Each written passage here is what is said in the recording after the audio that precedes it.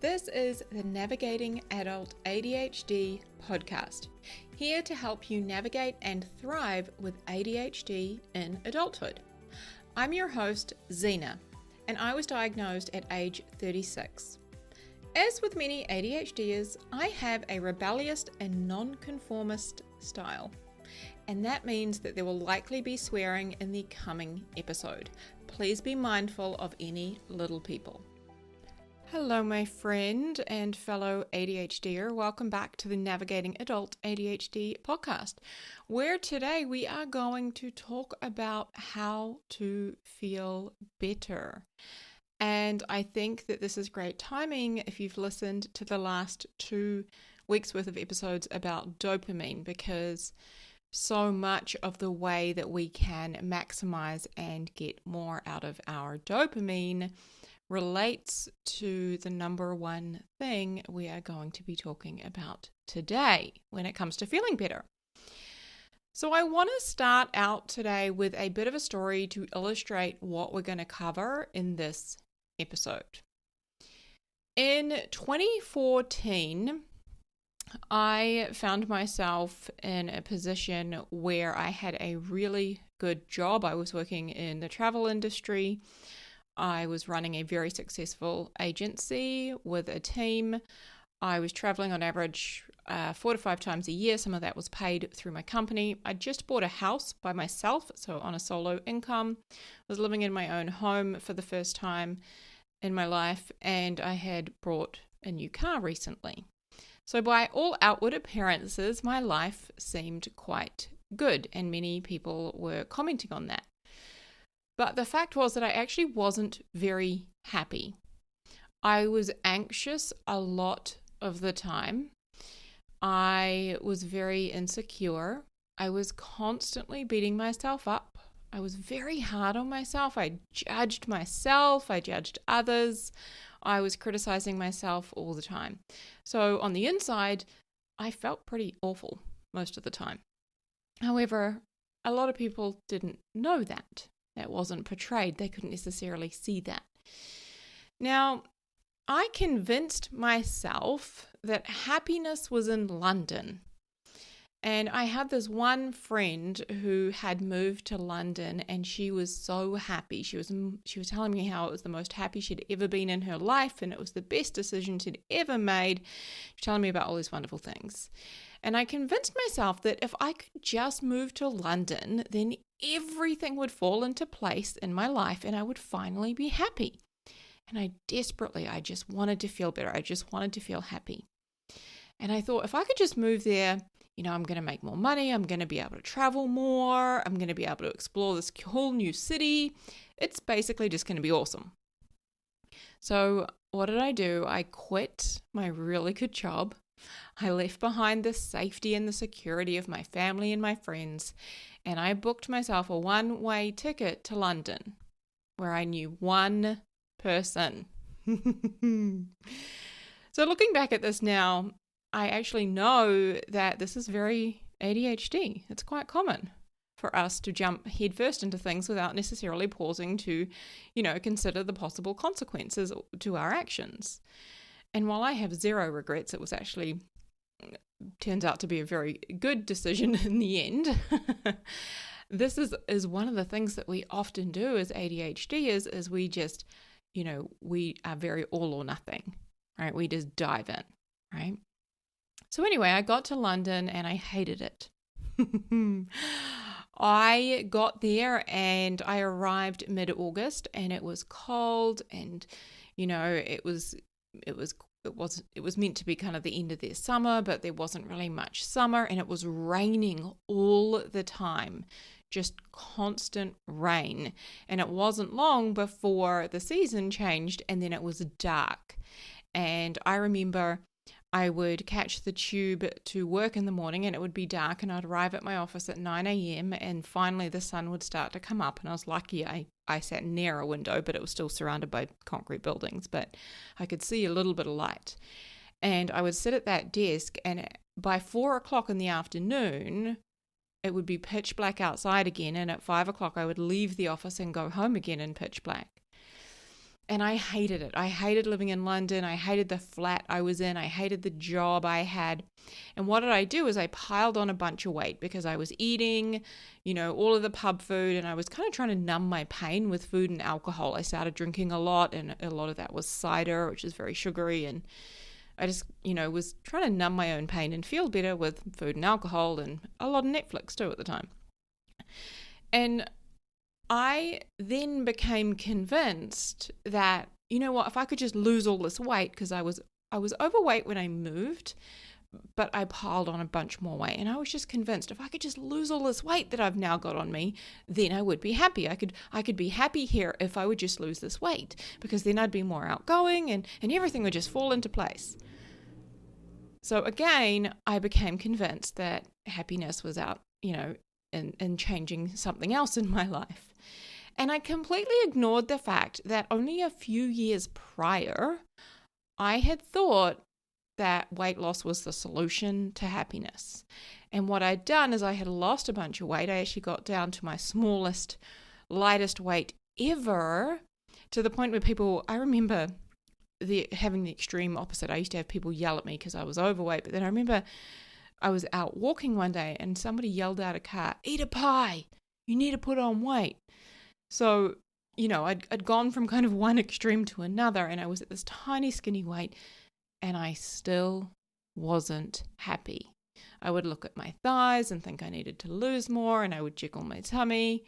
I still wasn't happy. But I was convinced in my brain that I needed to do something. I needed to change something. I needed to change my circumstances, and then I would be happy.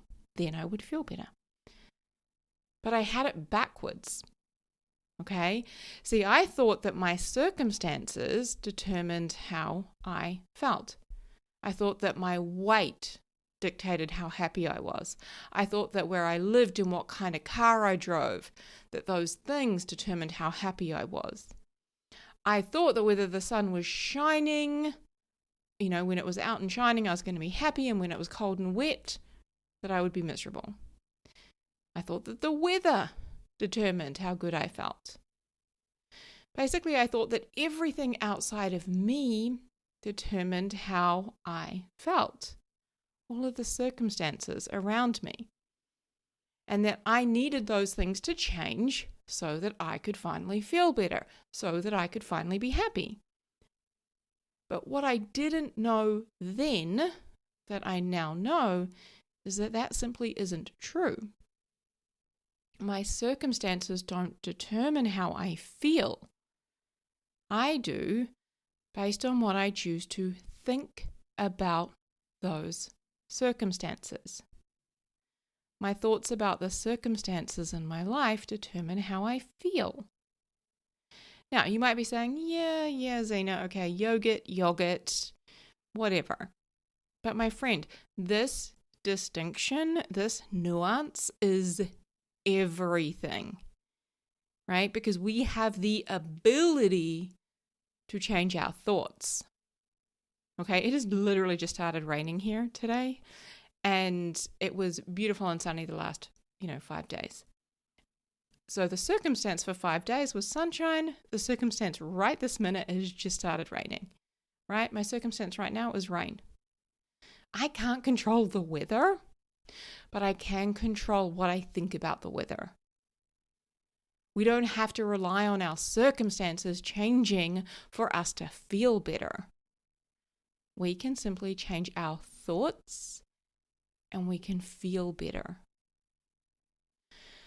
So here's what I mean.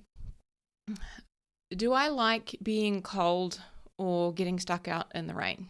No.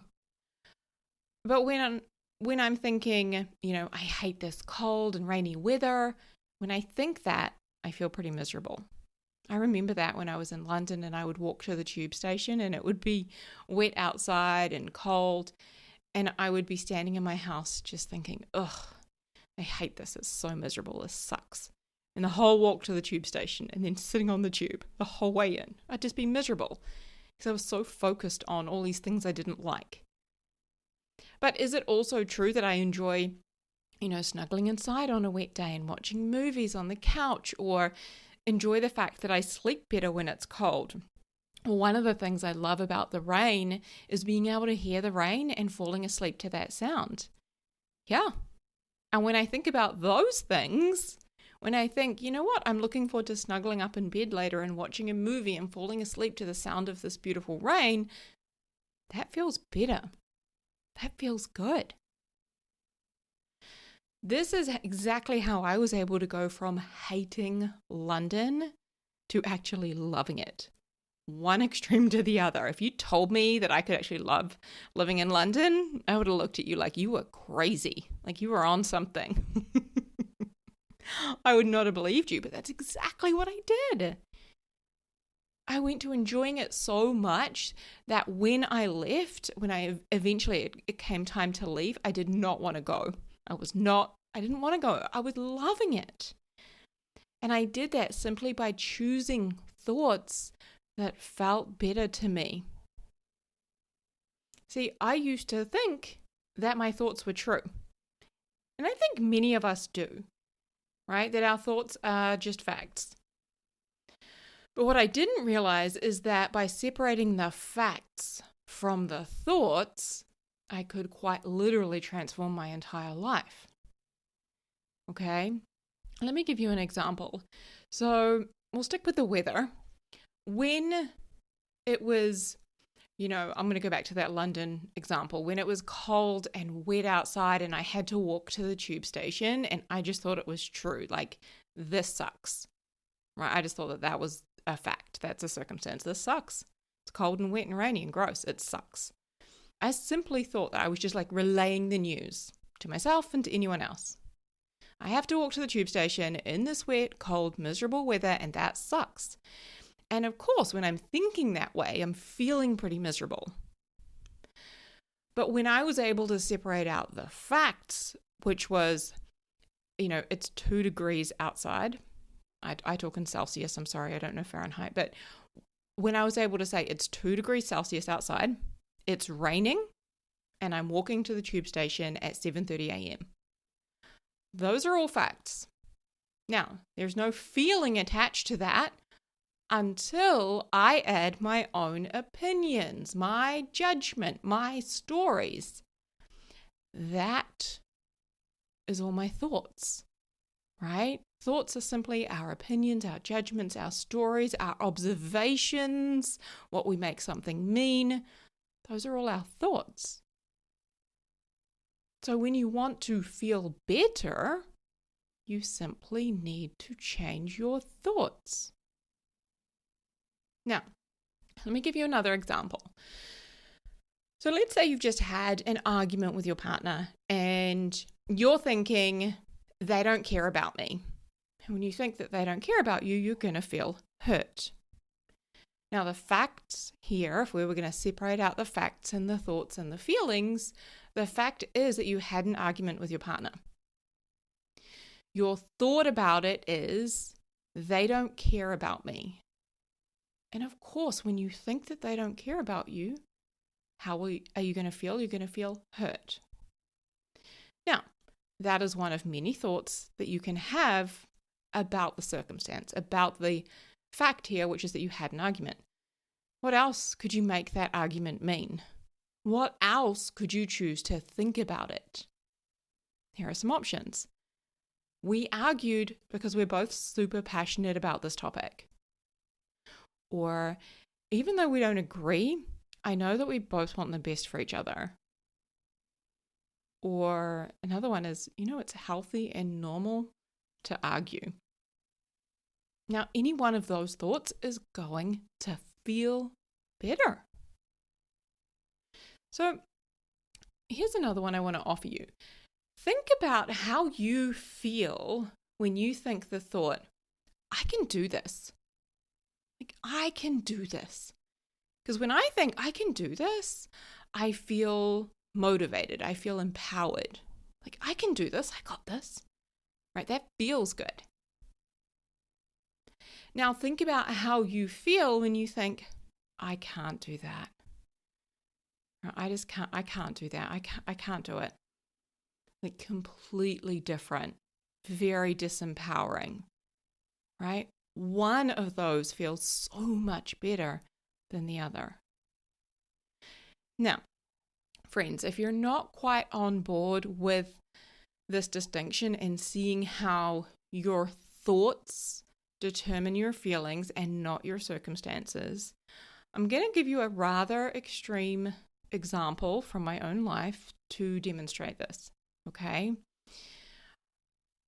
If, in fact, our circumstances did cause our feelings, then the absolute instant a loved one died, we would immediately start to feel grief and sadness. But we don't actually feel that way until we get given the news that they have died. Okay, so for example, if your grandma passed away at 3 a.m. in the morning and at 7 a.m. when you turn your phone on, you have a message to tell you that you didn't start feeling the grief at 3 a.m. when she actually passed. It was when you had a message to tell you about the news and you had a thought about that. So let me demonstrate this. So when I was 9 years old, my brother passed away.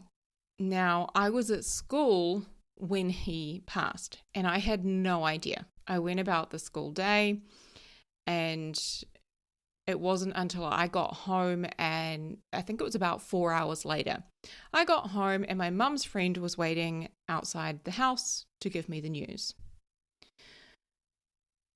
When she told me that he had passed away, immediately I had a thought about never seeing him again, and I began to feel sad. And that is because it's our thoughts about the circumstances that create our feelings. If it had been the circumstance of his passing, I would have felt that, in the middle of the school day. But I couldn't because I didn't yet have the awareness to have a thought about it. Okay, I want to give you a couple of caveats with this because we're going to have more episodes coming. So I want to start by saying all emotions are valid. Okay, you're listening to this episode because you want to feel better, but just want to remind you that your emotions and what you're feeling are valid. If you're feeling grief or if you're feeling anger or any other emotion that you experience, it is valid. Okay, emotions are valid. But please question your thoughts. All emotions that we have are part of the human experience. The goal in life is not to be happy all of the time, but rather to feel all the emotions. Right? I'm going to say that again. The goal in life is not to be happy all the time, but rather to feel and experience everything. In the coming episodes, we are going to talk more about this. We're going to talk about how life is a mixture of a lot of emotions, the good and the bad, the positive and the negative, and that's all a normal part of being human, and that it doesn't mean you're doing life wrong. We're also going to talk about, how to feel and process emotions. As ADHDers, we can often have trouble with emotional regulation. And I know for me, having ADHD, this has been a very long journey and an ongoing journey. The ability to feel and regulate and process emotions. And that is something that we're going to unpack on this podcast. But for this episode, as it is on how to feel better, I want to leave you with this understanding. Circumstances, they are the things that happen in the world that generally we can't control. Okay, other people, what other people say and do, the weather, those kinds of things. They are the facts. Whereas our thoughts are the things that happen in our mind. They are our opinions, our judgments, and our stories about the circumstances. You may not always be able to choose your first thought, especially with an ADHD brain. My brain loves to blurt out thoughts to me. But we can choose our second thought. We can change our thoughts. Okay, and when we change our thoughts, we will change how we feel. Okay. Now, if this feels really hard for you, as it did for me in the beginning, listen to episode number 10, where I'm talking about my number one brain tip for ADHDers. And I go into detail about, getting out of your head and onto paper, and how this gives us the ability to really separate out the facts from the thoughts.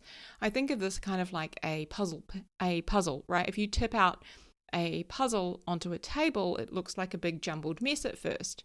But once it's out, you can begin to separate out the edge pieces, right? And create that frame to work with. You can separate out the facts from the thoughts. Now, my friend, again, when you change your thoughts, you will feel better. The only thing that you need to do right now to feel better is simply to change what you're thinking. That's it. And if you want my help applying this in your life, then come and coach with me. I help ADHDers just like you to feel better, to take action, and get results. It all starts by understanding and learning to manage our brains. Okay, I got you covered. Visit zenajones.com to book a call with me. Huge love. I'll see you next week.